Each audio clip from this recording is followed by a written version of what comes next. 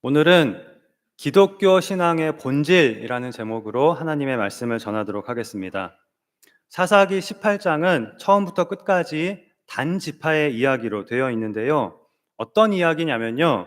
출애굽한 이스라엘 백성의 가나안 정착 초기, 즉 사사시대 초기에 이스라엘의 단지파가 하나님께서 주신 기업인 자신들이 분배받은 땅을 차지하지 못해서 그 땅을 정복하기를 포기하고 하나님께서 주시지 않은 자신들이 정복하기 더 쉬운 라이스라고 하는 성읍을 찾아내서 그 성읍을 치고 차지하게 되는 그런 내용입니다.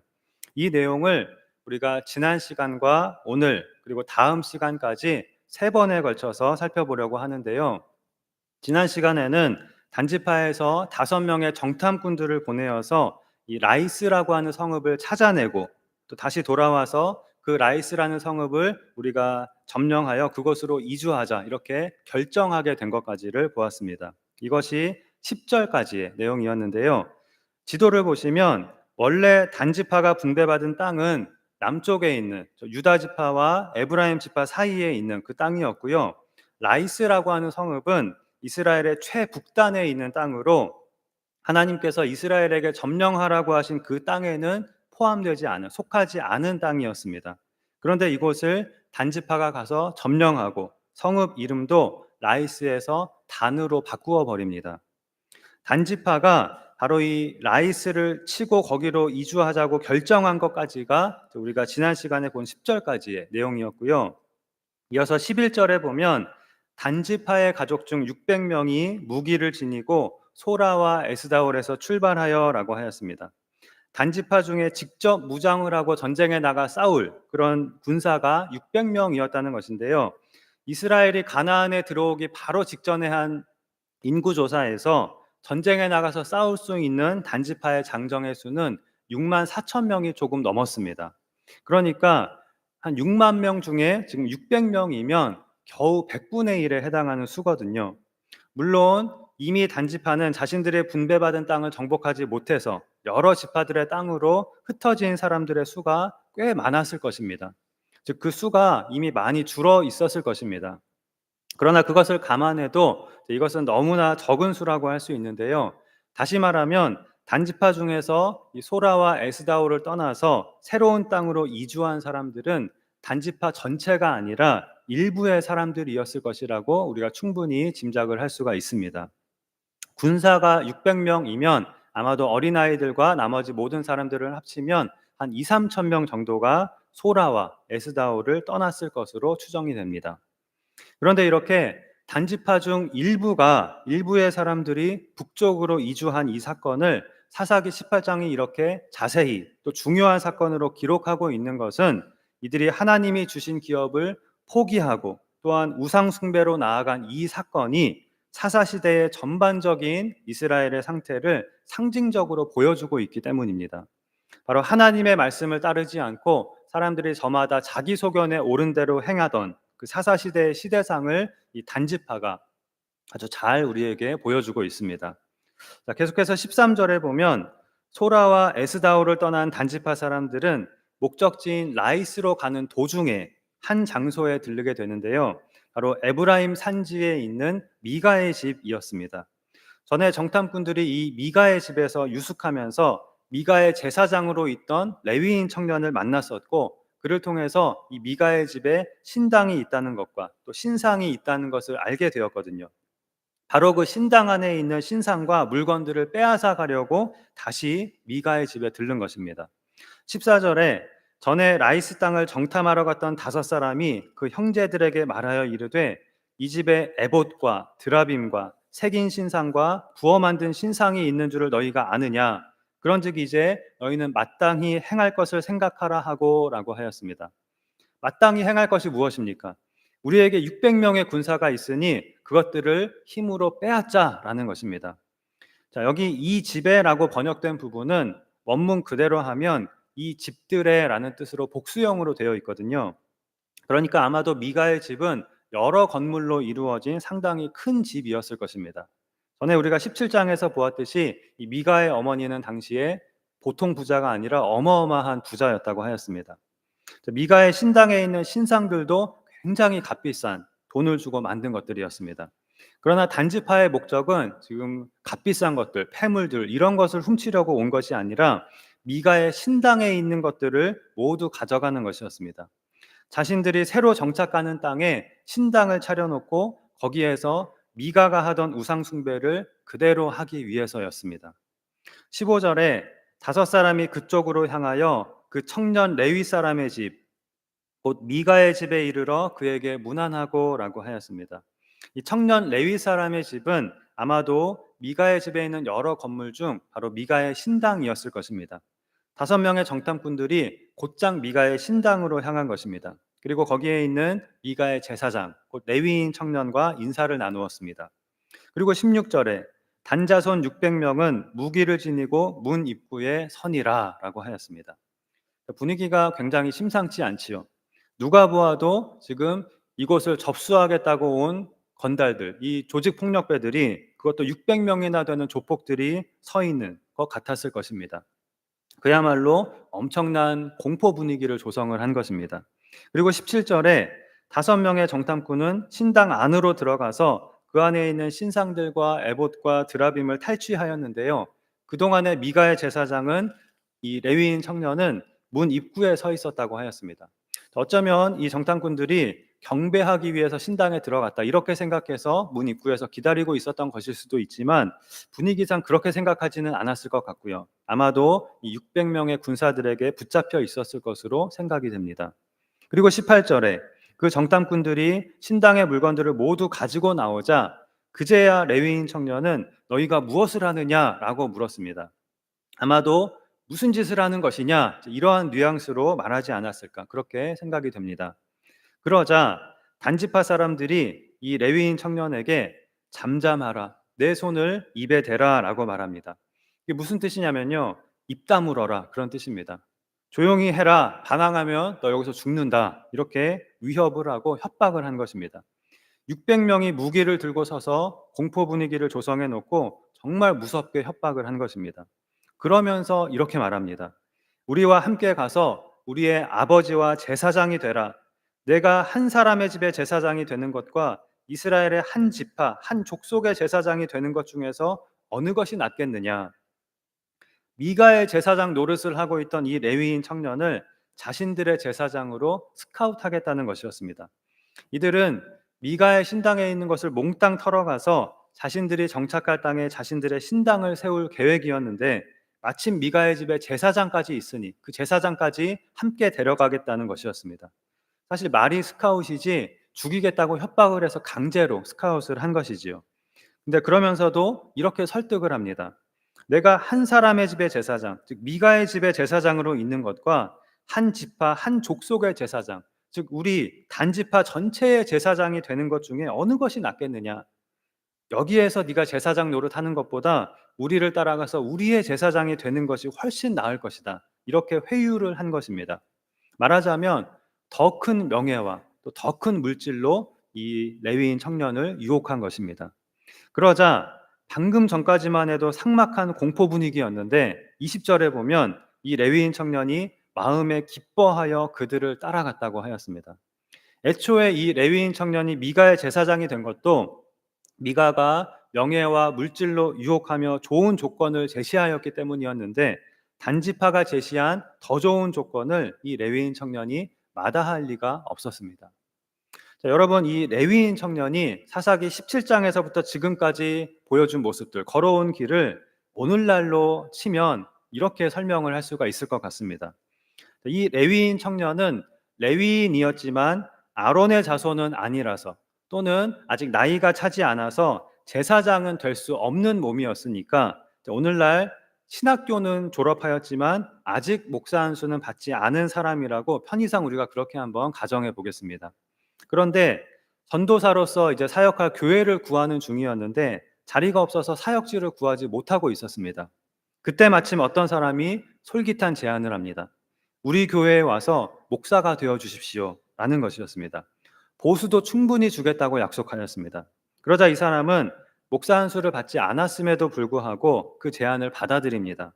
그러고는 그 교회에 가보니까 겉모습만 교회였지 간판만 교회였지 그 안은 이단의 소굴이었고 우상 숭배의 소굴이었습니다. 그런데 형식적으로 그냥 자기들의 목사의 자리에 앉힐 사람이 필요해서 그래도 이 신학교 졸업장을 가지고 있는 사람을 스카우트한 것이었습니다. 그럼에도 불구하고 이 사람들이 목사라고 대접해주고 또 돈도 주니까 그 이단 목사의 자리에 있는 것을 만족하게 여겼습니다. 자, 이들 모두가 서로에게 만족스러워했습니다. 그런데 그러던 어느 날 신도수가 엄청나게 많은 훨씬 더 큰 이단에서 이 사람을 찾아와서 우리 교회 목사로 와달라고 제안을 한 것입니다. 그러면서 우리는 돈도 훨씬 더 많이 줄 것이고 여기 오면 당신은 큰 교회의 목사가 되는 것이라고 유혹을 합니다. 그러자 이 사람은 그것이 유명한 이단인 것을 알면서도 욕심에 이끌려 흔쾌히 그 제안을 받아들였습니다. 그러고는 큰 이단의 교주가 되어버립니다. 이것이 바로 오늘 본문의 레위인 청년이 지금까지 행해온 일이었습니다. 미가가 명예와 물질로 유혹하자 미가의 제사장이 되었다가 단지파가 더 큰 명예와 더 큰 물질로 유혹하자 미가를 떠나 단지파의 제사장이 된 것입니다. 17장에 보면 이 레위인 청년은 미가가 아들처럼 여기고 잘 대접해 주어서 미가의 집에서 지내는 것을 굉장히 만족하게 여겼다고 하였습니다. 그러나 단지파가 더 좋은 조건을 제시하자 바로 버스를 갈아탔습니다. 미가와의 의리 같은 것은 없었습니다. 20절에 보면 심지어 미가의 신당에 있던 물건들을 자기 손으로 받아들고 단지파에게로 들어갔습니다. 이 레위인 청년은 레위인으로서의 사명감이 아니라 오직 자기 자신의 이익을 따라서만 움직이는 전형적인 사람이라고 할 수 있습니다.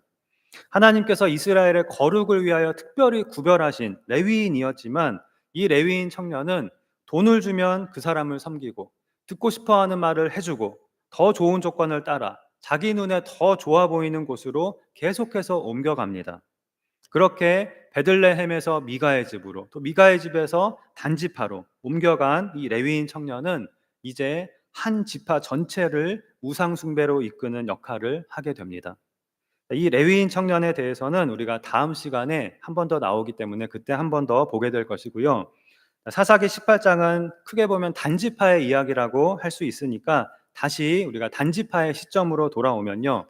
오늘 본문은 단지파가 라이스를 점령하기 전에 거기로 가는 중간에 미가의 집에 들러서 행한 일을 기록하고 있는데요. 무슨 일이 여기서 있었던 것입니까? 무슨 이야기였습니까? 단지파가 상대적으로 자신들보다 약한 미가에게 가서 무력을 행사하고 미가의 것을 힘으로 빼앗고 강탈한 이야기입니다. 그런데 이것은 바로 잠시 후에 있을 일을 상징적으로 보여주고 있는데요. 오늘 본문에서 단지파가 미가의 집에 행한 일은 잠시 후에 이들이 바로 라이스 백성들에게도 행할 일들이었습니다.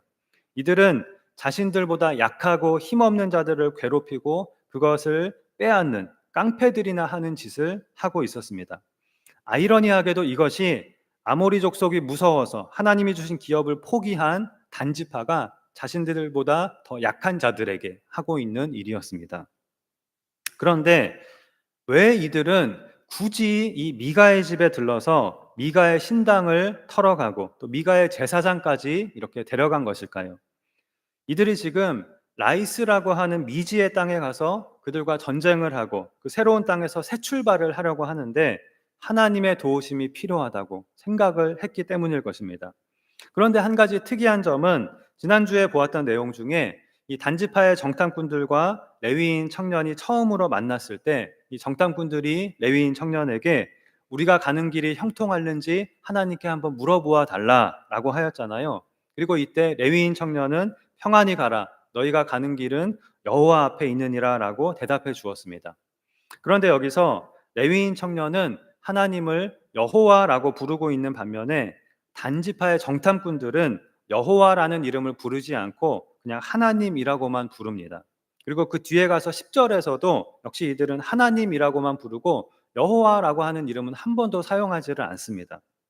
물론 이들이 하나님이라고 부른 것은 여호와 하나님을 의미한 것이라고 우리가 생각을 하지만 원어로 이 하나님이라고 하는 단어는 일반적인 신을 가리키는 단어거든요.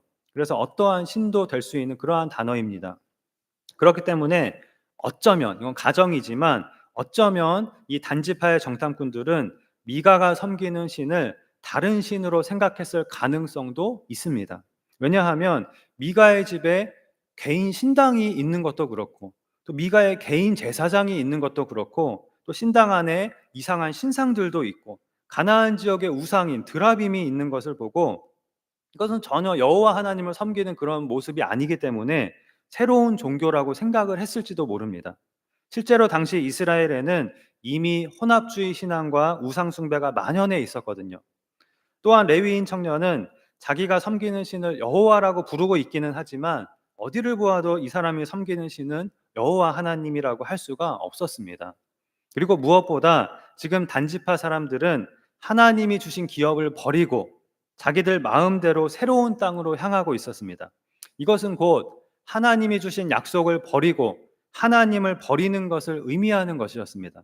그래서 이들이 여호와라는 이름을 부르지 않은 것은 어쩌면 이 여호와라는 이름을 부르는 것이 양심에 찔려서 꺼려졌기 때문일지도 모르고, 어쩌면 이들은 새로운 땅에서 섬길 새로운 신, 새로운 종교를 찾고 있었는지도 모릅니다.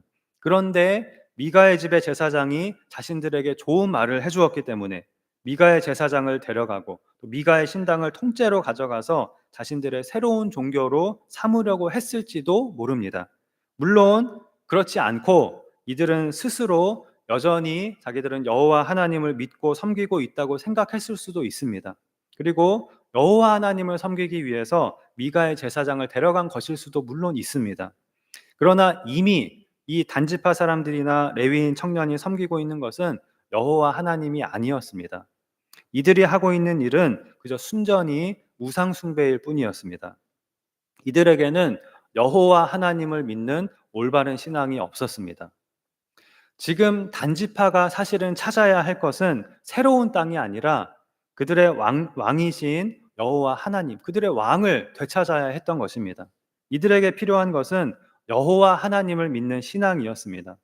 그러나 사사기 17장과 18장의 미가와 레위인 청년, 그리고 단지파의 이야기에는 신앙의 형식만이 있을 뿐 진정한 신앙은 어디에서도 찾아볼 수가 없습니다.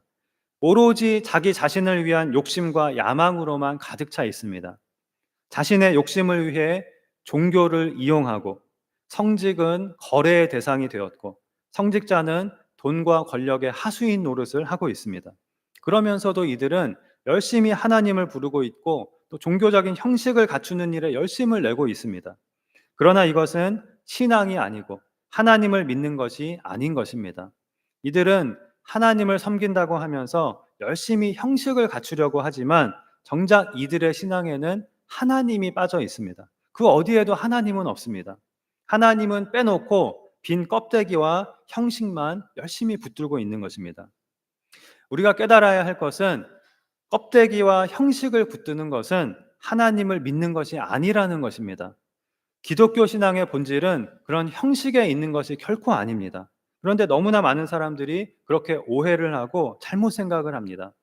형식만 갖추고 신앙의 모양만 갖추면 그것이 신앙이라고, 그것이 하나님을 믿는 것이라고 생각하는 것입니다. 그러나 아닙니다. 하나님을 믿는다는 것은 그런 것이 아닙니다. 기독교 신앙은 결코 그런 것이 아닙니다. 우리가 무슨 100일 동안 작정하고 100일 작정 기도를 하고 40일 작정 기도를 하면 무슨 소원이 이루어지고, 주의를 지키면 복을 받고, 집에 십자가를 걸어두면 집안에 복이 들어오고, 차에 성경책을 놔두면 교통사고가 나지 않고, 교회에 와서 기도하는 모든 기도는 다 이루어지고, 그런 것이 아닙니다. 여기 어디에 하나님이 있습니까? 하나님은 없고 오직 내가 복받는 것과 그것을 위한 형식밖에 없는 것입니다. 이렇게 형식을 붙들고 껍데기를 붙드는 것은 기독교 신앙이 아닌 것입니다. 오늘 본문의 단지파는 정작 하나님이 주신 기업을 버리고 하나님을 떠나고 있으면서 자신들이 새로운 땅에 신당을 세울 일과 그 신당의 제사장을 확보하는 일에 열을 올리고 있습니다. 그것만 있으면 모든 일이 잘 될 것이라고 생각하고 있습니다. 이처럼 마음을 하나님께 드리지 않으면서도 어떤 종교 의식을 행하거나 형식을 갖춤으로써 모든 일이 잘 될 거라고 생각하는 사람들이 있습니다. 마음에 하나님은 없고 오직 나의 이익과 복받는 것으로만 가득 차 있으면서 나는 우리 집안의 모든 행사 때마다 목사님을 모셔다가 예배를 드리는 사람이니 모든 일에 형통할 것이라고 그렇게 생각을 합니다. 하나님을 사랑하지도 하나님을 믿지도 않으면서 내 이름이 교회에 등록되어 있고 내가 예배나 성찬식 같은 종교 의식에 참여하고 있으니 복을 받을 것이라고 그렇게 생각을 하는 것입니다. 그러나 여러분, 하나님을 믿는다는 것은 결코 그런 것이 아닙니다. 그런 것이 기독교 신앙이 아닙니다. 그럼 하나님을 믿는다는 것은 무엇일까요? 제가 얼마 전에 말씀을 드렸습니다. 하나님을 믿는다는 것은 하나님을 사랑하는 것이라고 하였습니다. 그냥 밑도 끝도 없이 하나님을 사랑하는 것이 아닙니다. 먼저 우리를 사랑하신, 우리를 위하여 독생자를 내어주시고 자신을 내어주시기까지 우리를 사랑하신 그 하나님을 우리가 마음과 뜻과 힘을 다하여 사랑하는 것입니다. 마음과 뜻과 힘을 다하여 사랑하는 것입니다. 여기서 중요한 것은 이 사랑은 한쪽 방향으로의 사랑이 아니라 서로 사랑하는 것, 즉 상호 관계라는 것입니다. 어느 방향으로도 일방적인 그런 사랑이 아닙니다. 하나님과 우리의 관계가, 하나님과 나와의 관계가 아버지와 아들로서 서로 사랑하고 친밀함을 그래서 나누고 교제하는 그런 관계라는 것입니다. 이것이 이 하나님과의 교제, 친밀함, 관계, 이것이 기독교 신앙의 본질인 것입니다. 하나님을 믿는 것은 마음으로 또 그리고 실제적으로도 하나님과 교통하고 교제하는 것입니다. 아버지와 아들의 이러한 상호 관계와 교제, 마음을 나눔이 없이 단지 형식을 갖추고 종교 의식을 행하는 것은 하나님을 믿는 것과는 아무 상관이 없는 것입니다. 모든 능력은 하나님과 우리의 이러한 관계와 교제의 바탕 위에서 하나님께서 주권적으로 행하시는 것이지 우리가 갖추는 어떤 형식이나 의식으로 인해서 하나님과 상관없이 주술적으로 어떤 능력이 그런 형식에서 의식에서 나오는 것이 아닙니다. 하나님께서 우리에게 복을 주시는 것도 하나님과 우리의 친밀한 관계 속에서 아버지로서 우리에게 얼마든지 하나님은 복을 주시는 것입니다. 우리가 영화나 드라마를 보면 주기도문을 무슨 주문처럼 사용하는 것을 사실은 많이 보게 되잖아요. 주기도문을 외는 것에 어떤 주술적인 힘이 있는 것처럼 두려움이나 또는 귀신을 쫓는 용도로 주기도문을 외는 그런 장면을 종종 보게 됩니다. 그런데 실제로 주기도문을 이런 식으로 생각하고 사용하는 사람들이 꽤 있습니다. 주기도문에 대한 오해인 것이지요. 주기도문은 예수님께서 가르쳐 주신 기도이고 우리의 신앙 고백인 것입니다. 우리가 하나님과의 관계 속에서 진실한 마음으로 고백하는 신앙 고백이자 기도를 드리는 그 기도인 것입니다.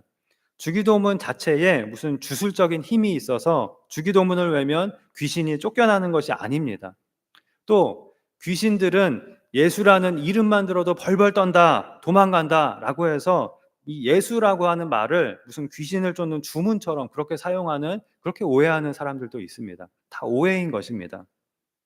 또 우리가 많이 사용하는 표현 중에 하나가 기도를 받는다, 또 기도를 해준다, 이런 표현을 우리가 많이 쓰거든요. 사실 기도는 우리가 하나님께 하는 것인데 우리가 서로 주거나 받거나 하는 그런 것은 아니거든요. 그럼에도 성경에 보면 야곱이 아버지 이삭에게 축복 기도를 받는다든지 또는 야곱의 아들들에게 축복 기도를 해준다든지 하는 그런 내용이 나오기 때문에 우리가 기도를 받는다는 말을 곧잘 사용합니다. 목사님한테 가서 기도받아, 목사님 기도해 주세요, 이런 표현을 우리가 다 사용합니다. 사용할 수 있습니다. 제가 이 표현에 딴지를 거는 것은 아닙니다. 충분히 사용할 수 있는 표현이라고 생각을 합니다. 또 사용해도 된다고 생각을 합니다. 다만 우리가 분명히 알아야 하는 것은 기도는 우리가 하나님과 대화하는 것이고 하나님께 간구하는 것이지 이 기도로 우리가 하나님의 축복을 무슨 공처럼 누구에게 던져서 주거나 받거나 할 수 있는 그런 것은 아니라는 것입니다. 내가 목사님한테 기도받았으니까 이번 일은 잘 될 거야. 이것은 잘못 생각하는 것이고 껍데기를 붙드는 것이 될 수가 있습니다. 하나님을 붙드는 것이 아니라 기도라고 하는 그 의식을 붙드는 것이, 껍데기를 붙드는 것입니다. 기도에서 가장 중요한 것은 이 기도는 받거나 해주거나 하는 그런 것이 아니라 내가 하는 것이 가장 중요하다는 것입니다. 목사님이 기도를 해주는 것이 아니라 그 기도를 내가 무슨 공처럼 받는 것이 아니라 함께 기도하는 것입니다. 내가 마음으로 함께 기도해야 하는 것입니다. 그리고 기도 자체에 무슨 주술적인 힘이 있는 것이 아닙니다. 기도를 무슨 주문을 외는 것처럼 생각해서 그 말 자체에 힘이 있고 그 말이 씨가 되어서 이루어진다 이렇게 생각하는 것은 착각인 것입니다. 내가 하나님을 사랑하지도 않고 하나님의 말씀은 따르지도 않으면서 기도만 열심히 하고 또는 기도를 받음으로써 무엇을 얻겠다고 생각하는 것은 잘못된 생각인 것입니다. 내가 믿음이 있는 것이 중요하고 내가 믿음으로 사는 것이 더 중요하고 내가 말씀을 믿고 말씀에 순종하는 삶을 사는 것이 중요하고 내가 하나님을 사랑하고 내가 기도하는 것이 훨씬 더 중요한 것이지 어떤 유명한 목사님에게 기도를 받는 것이 어떤 효력이 있는 것이 아닙니다. 그것은 껍데기를 붙드는 것이 되는 것입니다. 요즘 우리 사회에 아니 전 세계에서 가장 큰 화두가 되고 있는 것 중에 하나는 AI, 즉 인공지능이 아닐까 싶습니다. 지금 현 시대에 현대인들의 삶을 정말 많이 바꾸어 놓고 있는 것이 이 AI인데요. 지금도 빠른 속도로 우리의 삶의 모든 영역에 안 미치는 곳이 없을 정도로 이 AI가 영향력을 계속해서 넓혀가고 있습니다. 그만큼 AI는 실제로 우리의 삶을 정말 편리하게 해주고 효율적으로 만들어주고 여러 가지 요긴하고 긍정적인 역할을 하고 있는데요. 이제는 사람들이 AI에 많이 익숙해져서 사람보다 이 기계를 대하는 것을, AI를 대하는 것을 더 편안하게 느끼는 사람들이 많아지고 있고요. 심리적으로도 AI에 의지하고 기대는 사람들도 늘어나고 있습니다. AI가 가지고 있는 분명한 장점이 있거든요. 첫째는 익명성입니다. 사람을 대하는 것과는 달리 AI를 대할 때에는 어떤 눈치도 볼 필요가 없습니다. 상대가 나를 어떻게 생각할까? 나를 어떻게 판단할까? 이런 것을 전혀 생각할 필요가 없습니다. 그래서 내 어떠한 속마음도, 내 어떤 고민도 부담 없이 솔직하게, 정말 솔직하게 털어놓을 수가 있습니다. 그래서 너무나 편안한 것입니다. 그리고 AI의 두 번째 장점은 즉각적인 반응을 준다는 것입니다. 내가 무엇을 물어보아도 무슨 고민을 털어놓아도 즉각적으로 대답을 해줍니다. 그리고 또 언제 어디서든지 즉시 접속할 수가 있기 때문에 이 접근성도 사람을 만나는 것과는 비교가 안 되게 편합니다. 데이터 분석도 눈 깜짝할 새에 해주고 사람과는 달리 나와 한 대화를 100% 기억합니다. 그러다 보니까 이러한 AI의 장점 때문에 심리적, 감정적으로 사람보다 AI에 더 기대고 더 편안해하는 사람들이 늘어나고 있는 것입니다.